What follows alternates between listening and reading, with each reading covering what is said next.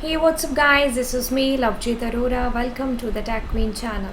तो चलिए आज की इस कक्षा को स्टार्ट करेंगे और आज हम लोग यहाँ पर ऑपरेटर्स के बारे में जानने वाले हैं। भाई पाइथन के अंदर ऑपरेटर्स का क्या रोल है। तो चलिए क्लास को शुरू करेंगे और सबसे पहले देखेंगे कि भाई ऑपरेटर क्या होता है। ऑपरेटर यानी कि किसी भी स्पेसिफिक टास्क को परफॉर्म करने के लिए हम लोग ऑपरेटर का यूज़ करते हैं। जैसे मैंने बोला आपको भाई 2 नंबर को जोड़ दो, 2 नंबर को घटा दो, 4 नंबर को जोड़ दो। एक इक्वेशन मैंने आपको दे दिया, इसको सॉल्व करके बता दो जिसमें प्लस माइनस डिवाइड ऐसा कुछ हो रहा है। तो अब ये एक स्पेशल टास्क हो गया आपके लिए। इसको परफॉर्म करने के लिए हम यहाँ पर यूज़ करेंगे ऑपरेटर्स। ऑपरेटर की मदद से ही ये चीज़ है जो पॉसिबल हो सकती है। मैंने अगर आपको कोई भी प्रोग्राम बोला, मैंने बोला फिबोनाची सीरीज़, मैंने बोला फैक्टोरियल, मैंने बोला आपको हर्षिद नंबर, कोई भी प्राइम नंबर, तो आपको ऑपरेटर्स की यहाँ पर ज़रूरत है जो पड़ेगी उस स्पेसिफिक टास्क को परफॉर्म करने के लिए। चलिए अब हम ऑपरेटर्स की यहाँ पर अगर मदद लें तो ऑपरेटर्स कहते हैं कि हम 2 तरीके के होते हैं। एक तो जो एक ही ऑपरेंड के साथ यूज़ हो सकते हैं और एक मोर देन 1 के साथ में। यानी कि हम यूजुअली ऐसा कुछ लिखते हैं ना, -a लिखते हैं। a लिखा तो ऑटोमेटिकली इसमें तो प्लस a है, तो ये एक ही ऑपरेंड के साथ यूज़ हो रहे हैं। तो यूनरी ऑपरेटर। अगर मैं यहाँ पर लिखूँ a + b बाइनरी, यानी कि 2 के साथ में मेरे पास में यहाँ पर यूज़ हो रहे हैं। तो चलिए अब हम टाइप्स ऑफ ऑपरेटर के बाद में अगर बाइनरी ऑपरेटर्स की यहाँ पर बात करें तो ये आपके सिलेबस में है। इन सब में बिटवाइज ऑपरेटर आप लोगों के सिलेबस में नहीं है, ठीक है, ना तो 11th में है ना 12th में है। तो बिटवाइज आपको नहीं करना है। बाकी सारे जितने के जितने आपको दिखाई दे रहे हैं, चाहे वो अरिथमेटिकल हो, असाइनमेंट हो, कंपैरिजन हो, लॉजिकल हो, आइडेंटिटी हो या फिर मेंबरशिप ऑपरेटर, ये सारे ऑपरेटर आप लोगों के सिलेबस में है। तो चलिए एक एक करके हम लोग देखेंगे। अरिथमेटिकल ऑपरेटर, तो बचपन से हम ये ऑपरेटर्स हैं जो करते आ रहे हैं। भाई इसमें कोई डाउट नहीं कि भाई अरिथमेटिकल क्या होता है। प्लस आता है, बिल्कुल। 2 नंबर, 3 नंबर, 4 नंबर जोड़ना है, घटाना है, मल्टीप्लिकेशन करना है, डिवाइड करना है, तो हम लोग यहाँ पर इन सभी ऑपरेटर्स का यूज़ है जो एक एक करके कर सकते हैं। अब चलिए यहाँ पर हम लोग बात करेंगे मोड की। यहाँ पर हम बात करेंगे मोड ऑपरेटर की। तो एक बार मैं आपको एक पेज ले लेते हैं अलग से, ताकि मैं आपको अच्छे से एक्सप्लेन भी कर पाऊँ। एक सेकेंड।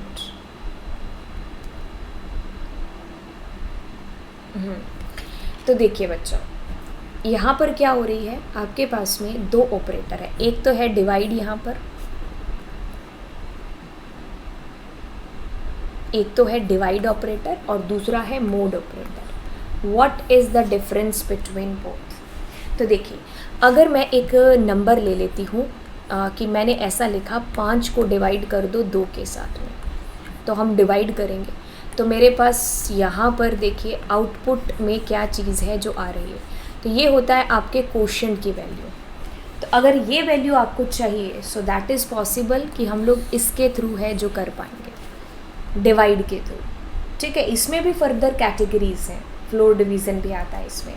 खैर अभी मैं डिवाइड और परसेंट मोड के बीच में अंतर बता रही हूँ। तो जब हमें रिमाइंडर की वैल्यू चाहिए होती है तब हम यहाँ पर आर, रिमाइंडर की वैल्यू है तो हम लोग इसका यूज़ करते हैं मॉड्यूलस का। ये पहली चीज़ हुई। अब हम आते हैं फिर से वापस, और यहाँ पर ये क्लियर हो गया, ये क्लियर हो गया। Now there is what exponent. तो बच्चा इसका क्या मतलब है?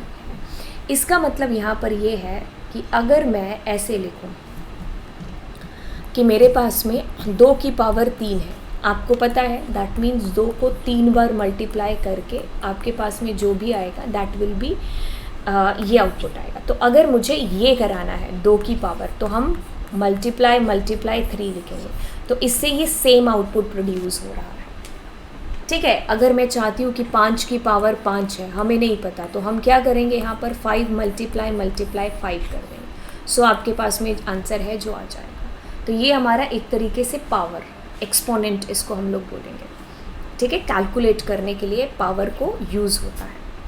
अब हमारे पास आता है next, that is floor division. Floor division नाम की तरह इसका काम है।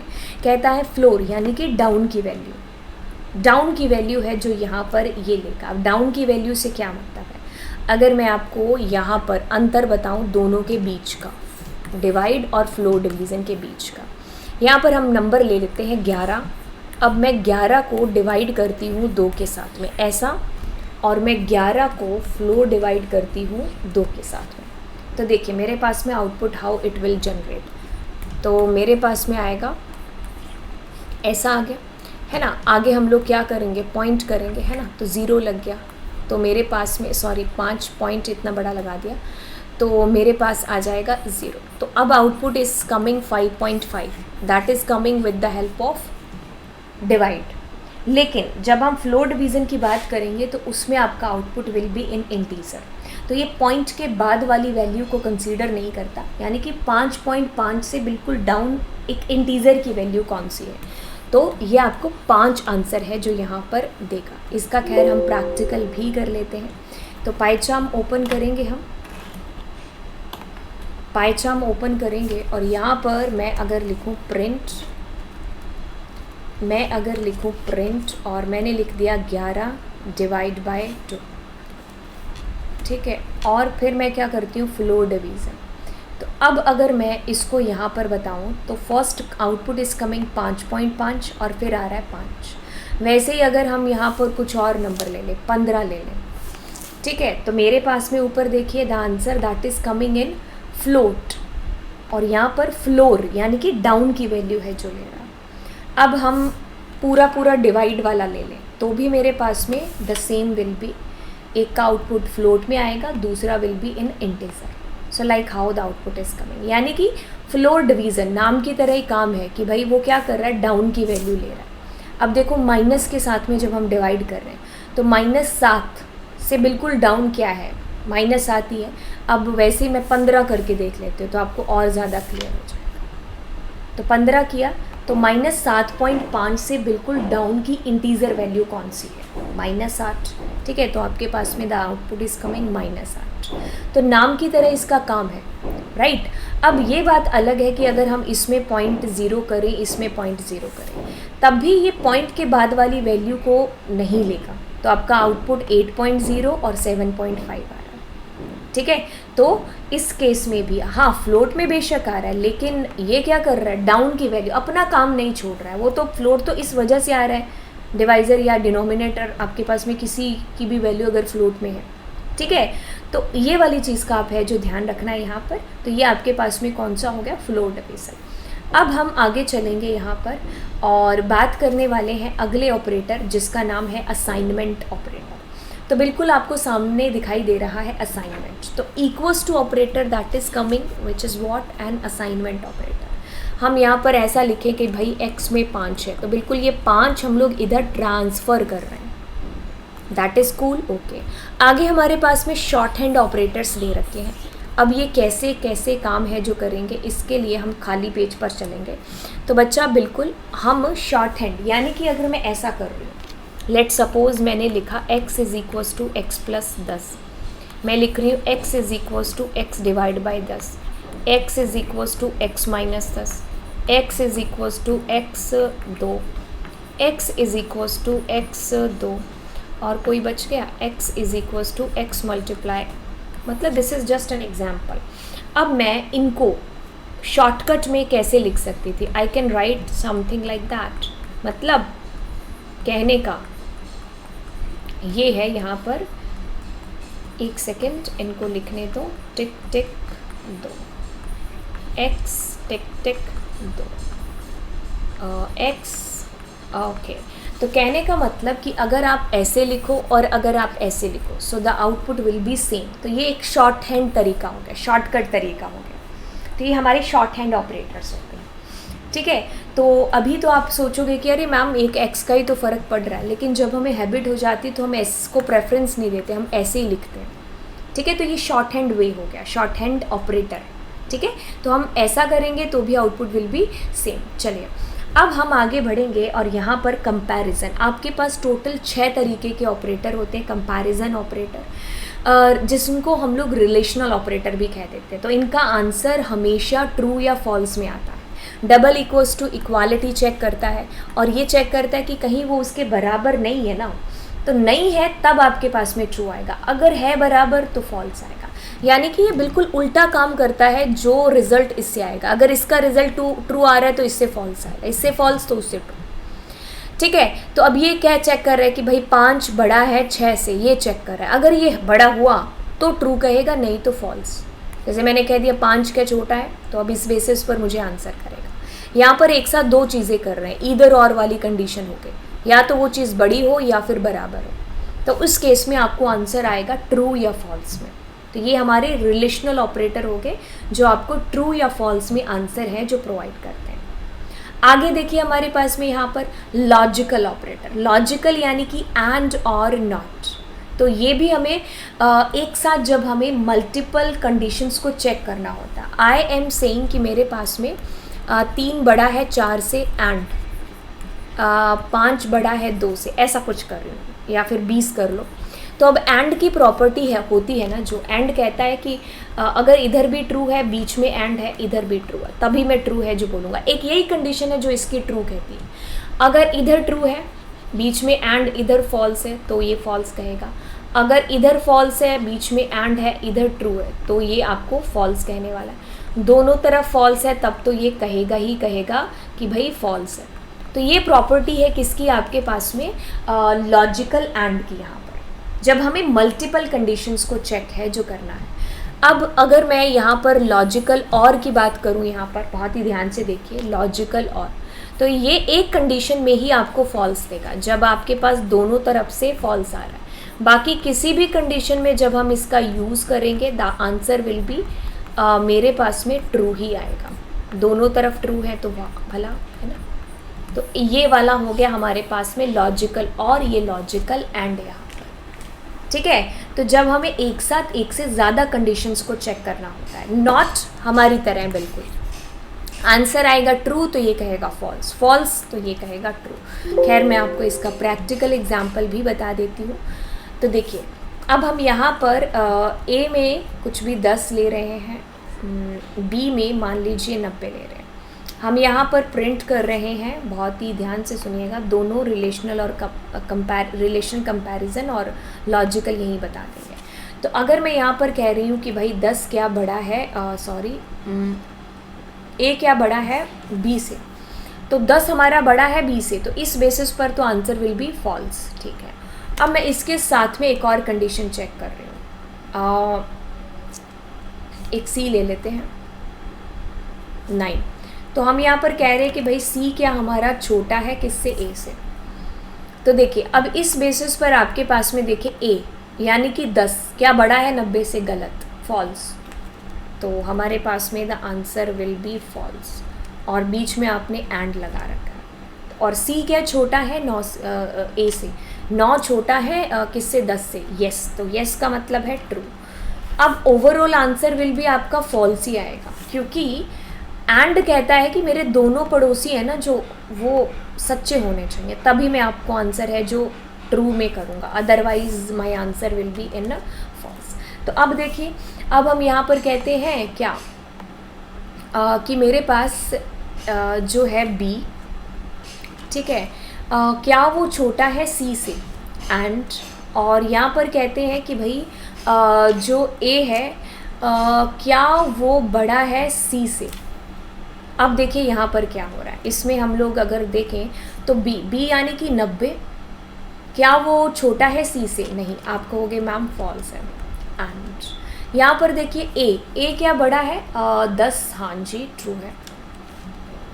इसमें भी हमारा आंसर क्या आएगा, फॉल्स ही आएगा। अगर मैं इसको उल्टा कर दूँ आपके और बेटर अंडरस्टैंडिंग के लिए एक अलग एग्जाम्पल बन जाएगा यहाँ पर, है ना, कंट्रोल वी और कंट्रोल एक्स। तो यहाँ पर तो ये हमारा ट्रू हो गया और ये हमारा फॉल्स हो गया। तो यानी कि ये ट्रू ये false, answer will be false only. एक ही कंडीशन इसको ट्रू करा सकती है, और वो कौन सी कंडीशन, जब एंड के दोनों पड़ोसी सच बोलेंगे तब।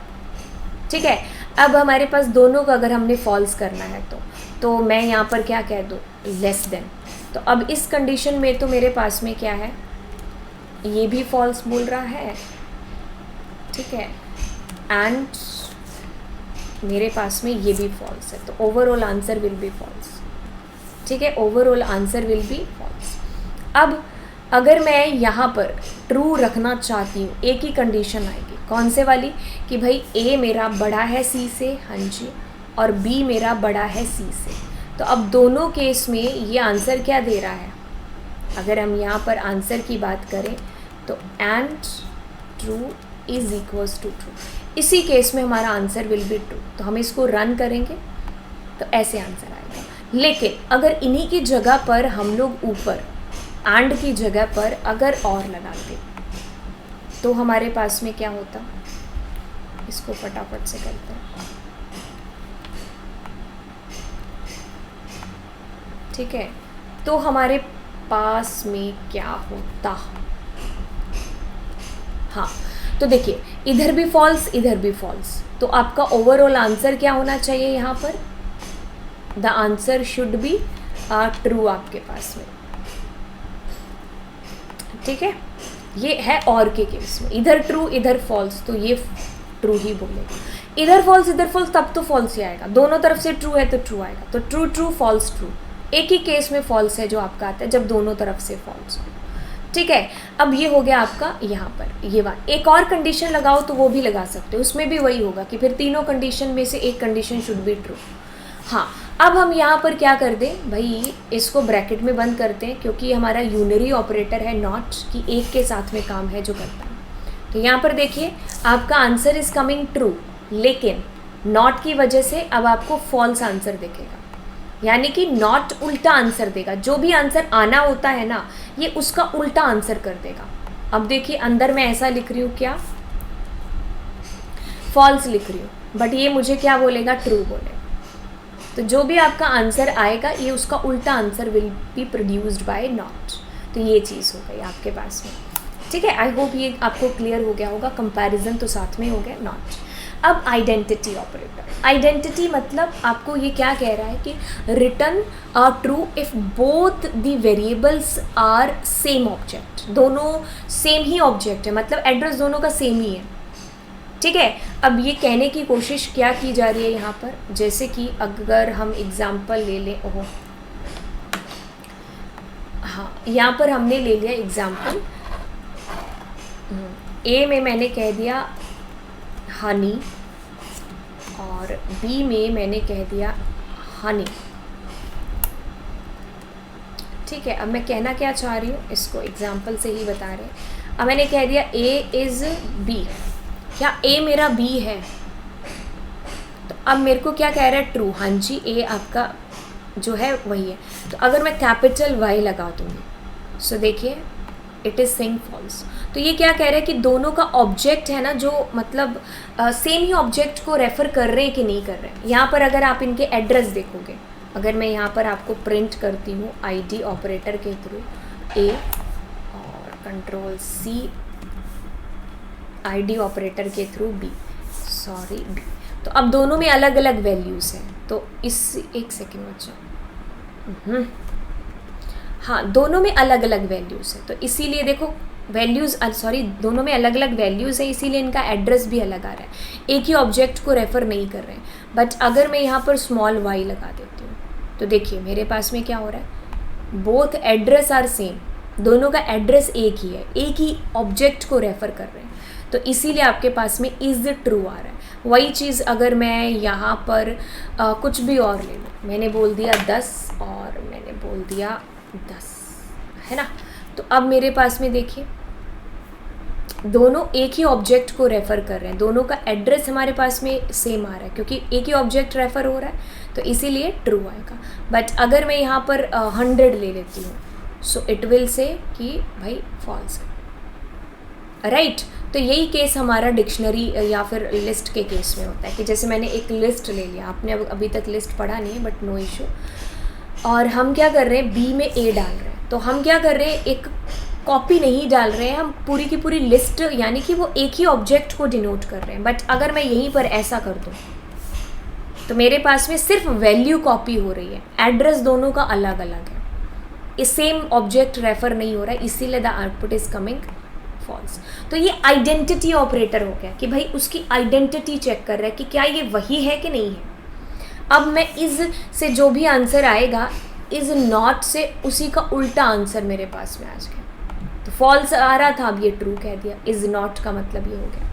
ठीक है, अब आगे हम लोग, हमारे पास में एक ही ऑपरेटर बचा है, आई थिंक मेंबरशिप ऑपरेटर बचना चाहिए, या the last operator we have the membership operator.